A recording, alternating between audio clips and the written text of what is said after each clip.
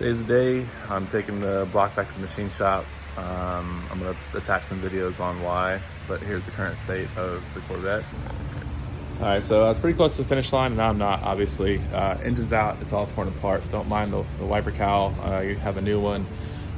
Just haven't put that back in yet. So that was cut for the high rim, the air-to-water setup, and it required a lot of clearance. So here's the oil for the car. This has 7 minutes of runtime on it. Total, so it was 15 seconds here, 30 seconds there, a minute and a half here, and a minute and a half there, just while I was kind of going through things, sifting through. Had small coolant leak here, just the normal rebuilding woes. So this is oil samples, and you see they're glittery. So there was some copper flake in a couple of these, not a lot, but just some. So, like this one looks like it's got a lot of copper. So, all right, so just background on the car. It's been down for 2.5 to 3 years because I was indecisive. It was making around 1,100 horsepower with a YSI billet on it. Then I was racing a leader bike one night that had nitrous and a bunch of other stuff done to it. Every time I shifted, he would just yank ahead of me a little bit. So I was like,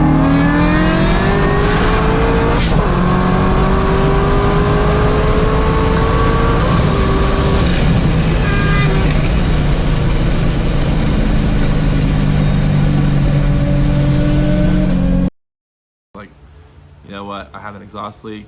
I'm not buying another set of headers. I just, in my mind, I had a feeling that they were cracked. I was like, I'm gonna do twins. So I ended up taking the car down to do twin turbos. It was just an exhaust manifold gasket leaking. There was nothing wrong with the engine, never blew it up. The engine was the most reliable thing on the car because this thing ate probably 4 transmissions and 2 torque tubes, 3 sets of couplers.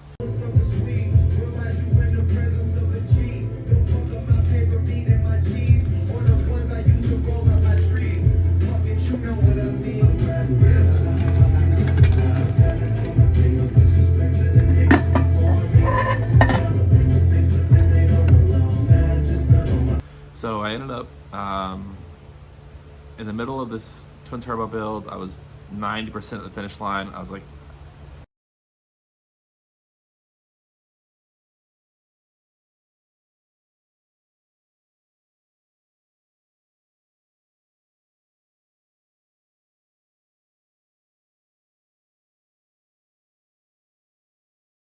I don't even want to deal with it. It's been down for so long, and I don't want to just get it up, and then within one pull of running on the street, it's going to be back down again because it's going to be broke.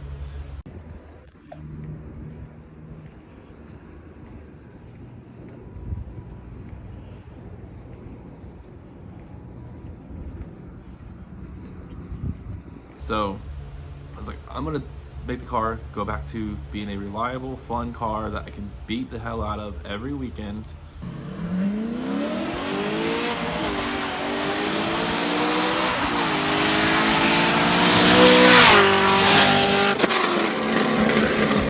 And have almost no remorse and not have to worry about if I have my truck and trailer hooked up. So what I ended up doing is going to a 13.8 to 1 compression setup, which was just involved with a piston swap, still using the same crank, same rods, same block. Block just got bored to 10 over.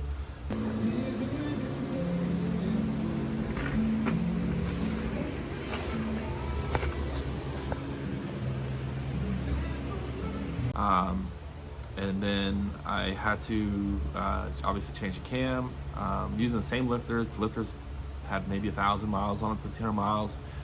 They've been sitting stored in oil, in Ziploc bags, no contaminants.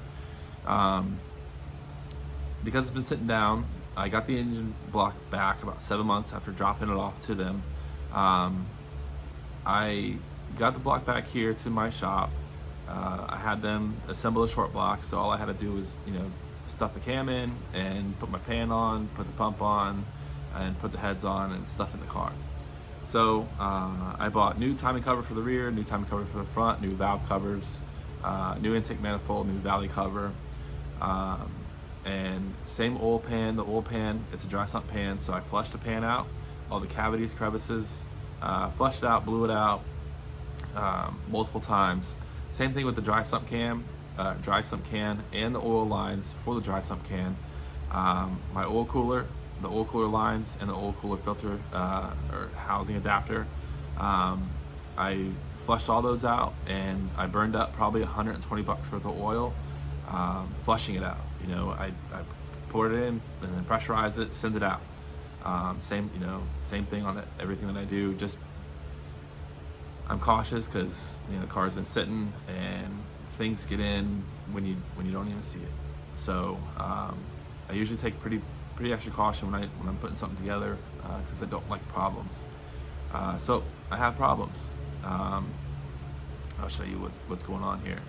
So I had the car started for probably 7 minutes total idle time, and that's with probably 10 starts, 10 to 12 starts on it.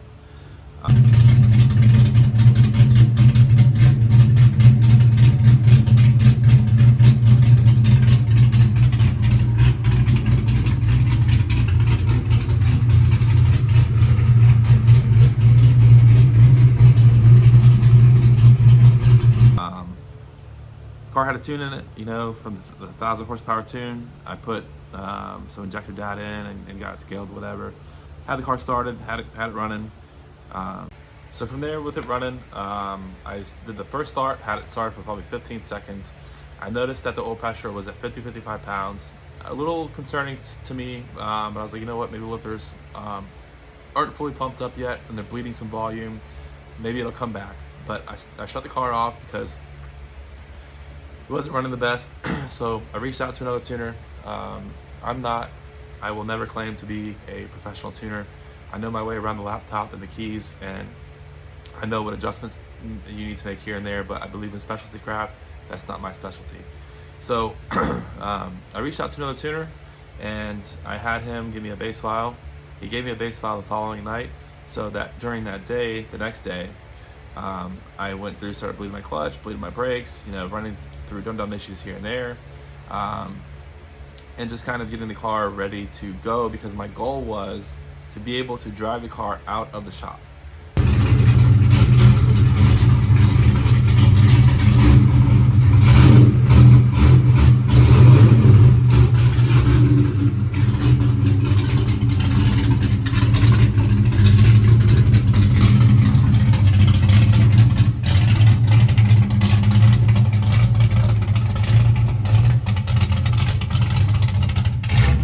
I haven't done that in 2.5 years. I carried this thing from my old house to a storage unit, to another storage unit, to another storage unit, to my shop, to my other shop, and then to my house, and then back to my shop. So this thing has been everywhere on a trailer and being pushed by hand or pulled by a winch for the last 2.5 years. I was like, I have a goal. I'm getting this thing started and get it running. So I got it running. I was excited. I started the car when I got the base file that Sunday night, and again, the oil pressure wasn't too good. I had it running. I let it level out. So I got a little nervous. I was like, 45, 50 pounds. It's not where it should be. Just a few little blips of the throttle because it wouldn't really let me go over 2,500, 3,000. It wasn't increasing, so I was like, something's not right. So the next day, what I ended up doing is I pulled off the driver's side plug that goes on the block in the oil galley next to the oil pump. I put a mechanical gauge in, started the car, 75 pounds.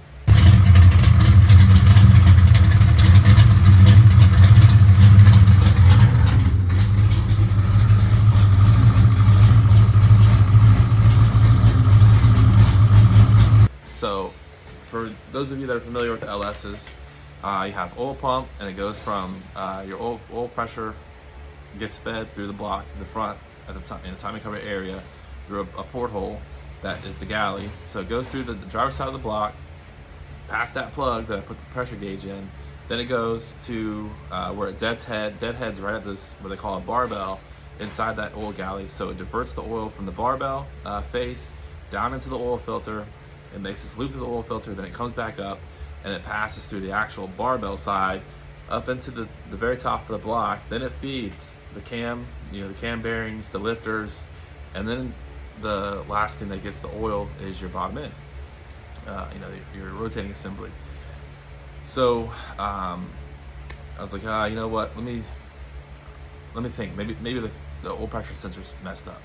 So I took the oil pressure sensor out, put a mechanical gauge in there, had a second one, put it in there so I could measure the delta between the two.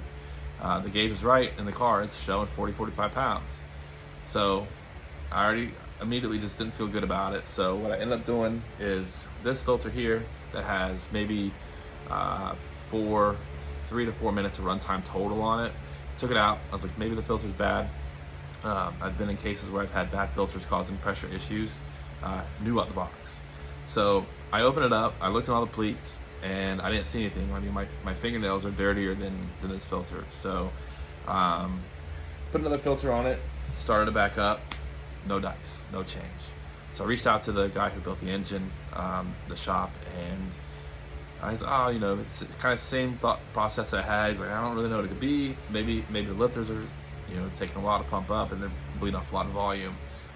So I was like, maybe. He's like, I'll just run it. And then I have a shop neighbor. I talked to him. I was like, hey dude, I was like, what do you think? I was like, I just don't want to run. I was like, just appease my mind here. I was like, I feel like I'm being paranoid, but I'm usually paranoid for good reason. I don't like risking a lot of money.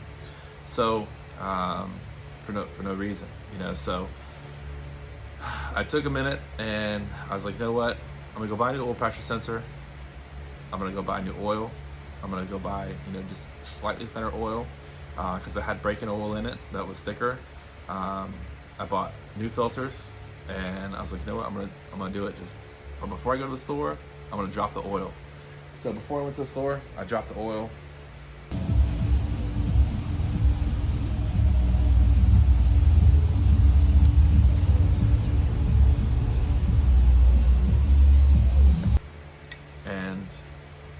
It looked bronze. So at that point I was like, not good. It's not good. I've built a lot of engines. I've started up a lot of engines that were fresh, and I usually always, at most I'll put 50 miles on break-in oil, and I take it out and I change it because I want to see in that first 50 miles, that first 10 minutes, 15 minutes, whatever it is, I want to see what that oil's doing. I want to see what it looks like, and I want to see what it looks like again shortly thereafter. Oil's cheap insurance to know what's about to happen. So I dropped the oil, like I said. I looked at it, I was like, fuck, so I knew I had to take it somewhat apart to figure out what's going on. So that night I ended up dropping the pan. I popped off number 5 rod cap. I popped off the middle main cap with the thrust bearing on it.